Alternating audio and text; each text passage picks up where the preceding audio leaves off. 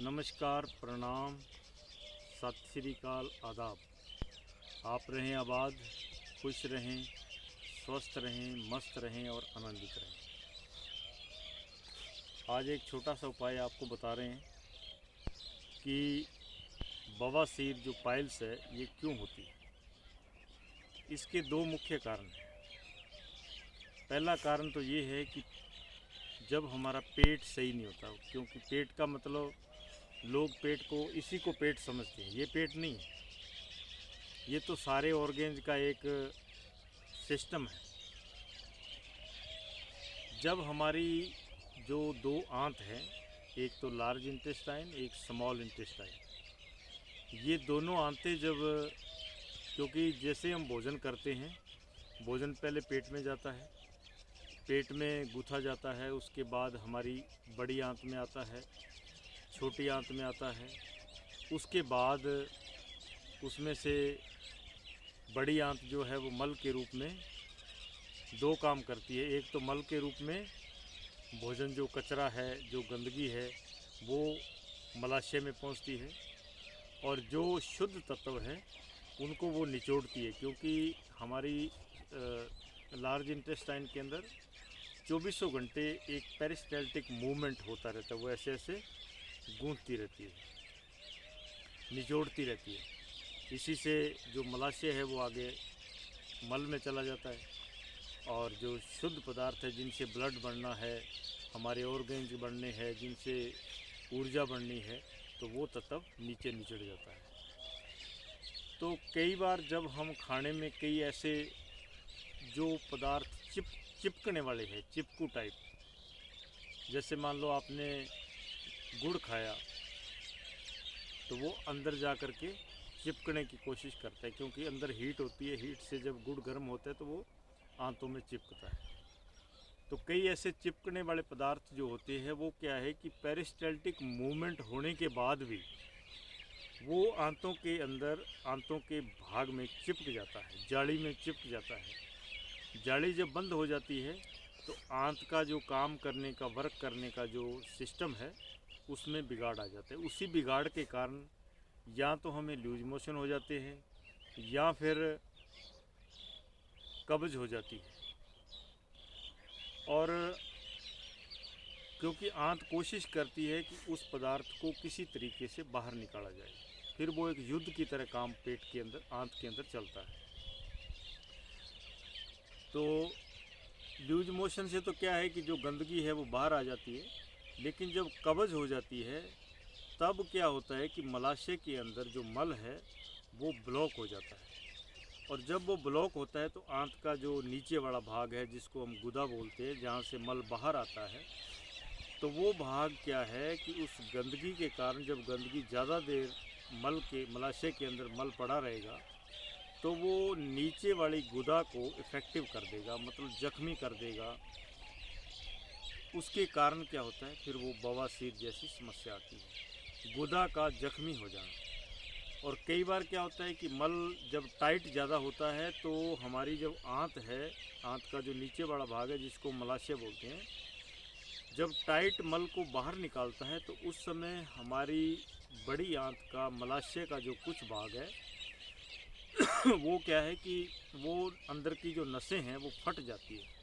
फटने से फिर ब्लड जो है वो बाहर आता है। जब ब्लड बाहर आता है तो हम सोचते हैं कि बवासीर हो गई। तो मेन कारण है कि हमारे जो खाने का सिस्टम है वो बढ़िया नॉर्मल होना चाहिए, टाइम पे होना चाहिए। और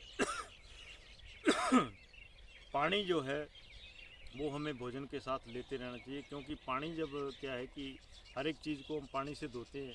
सबको पता है कपड़ा धोना है तो, या हमने घर की साफ़ सफाई करनी है तो वो हम पानी से करते हैं। तो पानी ज़्यादातर दिन में पीते रहे ताकि हमारी आंत जो है वो साफ़ रहे, साफ़ सुथरी रहे। इसलिए पानी ज़्यादा पिएं। भोजन खाने के आधे घंटे बाद 1 गिलास पानी पिएं। भोजन खाते समय जैसे छाछ है, लस्सी है, वो ज़्यादा प्रयोग करें।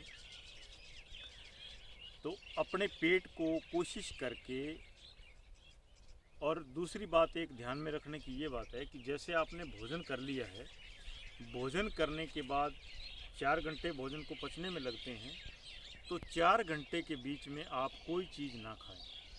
इससे आपकी आंत इतनी बढ़िया और अच्छी रहेगी कि आपको ना तो कब्ज़ होगी, कॉन्स्टिपेशन भी नहीं होगी और लूज मोशन भी, दस्त भी नहीं होंगे। तो कोशिश कीजिए कि खाना खाने के 4 घंटे बाद तक आप जो है कोई चीज़ ना खाएं, सिर्फ पानी पीते रहें। आप हैरान हो जाएंगे, 7 दिन का भी आप प्रयोग करके देखेंगे तो आप हैरान हो जाएंगे कि ये तो बहुत बढ़िया हो गया। मतलब खाना खाने के 4 घंटे तक आप पानी, छाछ, 2 चीज़ें पिए। चाय मत पिए, चाय पियोगे उसमें निकोटीन एसिड होता है, वो भी चिपकने वाला पदार्थ है क्योंकि उसमें चीनी डलती है, चीनी भी चिपकती है।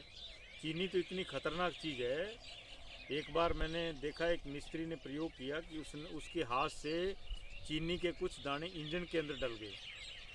तो जैसे ही गाड़ी स्टार्ट की तो 1 घंटे बाद इंजन सीज हो गया, मतलब जाम हो गया, जकड़ा गया चीनी के कारण।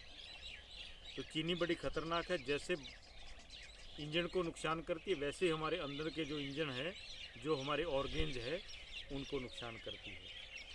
तो ये सावधानी रखने की ज़रूरत है कि खाना खाने के बाद 4 घंटे तक आप कोई भी चीज़ न खाएं।